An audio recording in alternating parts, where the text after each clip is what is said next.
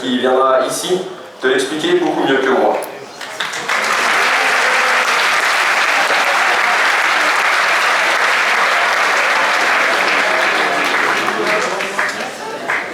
Bonjour.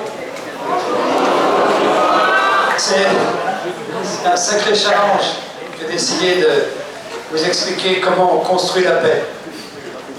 Il se trouve que j'ai été pendant 6 ans le président du Secours catholique et que j'ai été donc pendant ces années, et puis avant comme après, exposé à toutes ces questions de fragilité et de pauvreté.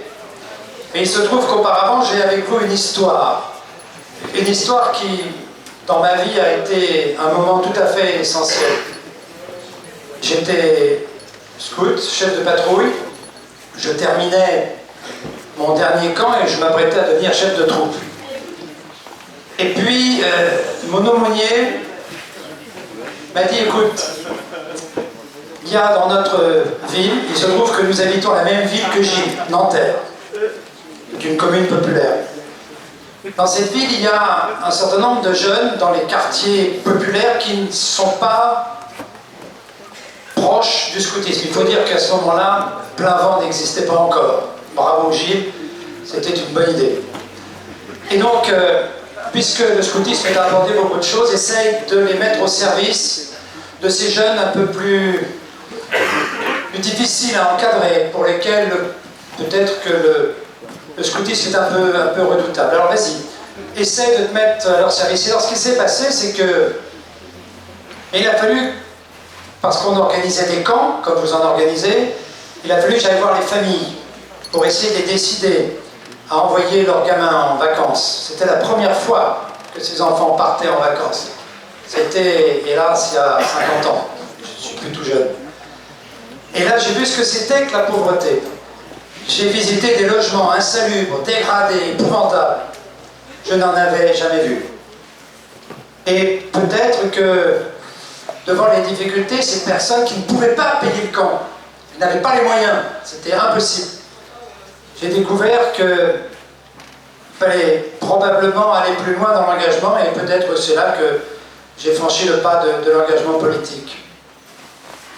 Et puis il y a eu un deuxième cas, je vais aller vite, mais j'ai eu cette chance dans ma vie de rencontrer un homme politique extraordinaire qui est Michel Rocard.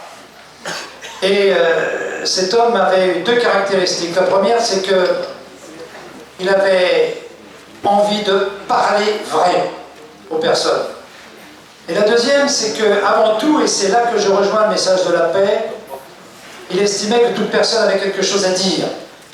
Qu'on soit d'accord ou pas d'accord, la rencontre, la parole, la discussion, c'était d'abord ce qu'il fallait faire. Alors, je m'en suis beaucoup inspiré. Et aujourd'hui, ce que je peux vous dire, c'est que si on veut être un artisan de paix, il y a 2 choses à faire. La première, et c'est vraiment ce que m'a appris Rocard, c'est d'abord parler vrai. Ne jamais se mentir, ni aux autres, ni à soi-même. Puis la deuxième chose, c'est être capable de dire oui. Vous savez, dans la vie, on est toujours interrogé. Il y a des tas de moments où on nous demande un service, un engagement. De dire oui. De dire oui parce que c'est tellement plus facile de dire non. Dire oui, je sais que c'est forcément s'engager dans quelque chose de nouveau, quelque chose auquel on ne s'attend pas. Mais dire oui, c'est accepter aussi la différence. C'est en ça qu'en disant oui, on est un artisan de paix. Vous savez, dans le monde associatif, être artisan de paix, c'est d'abord être au service des autres qui sont dans une société qui est difficile et dans laquelle facilement on s'opposerait les uns aux autres. Être artisan de paix dans l'entreprise, c'est faire en sorte que chacun trouve sa place et ne cherche pas à occuper la place de l'autre. Pour moi, aujourd'hui, être artisan de paix, c'est d'abord et avant tout lutter contre les injustices et les inégalités. Nous n'avons pas le choix.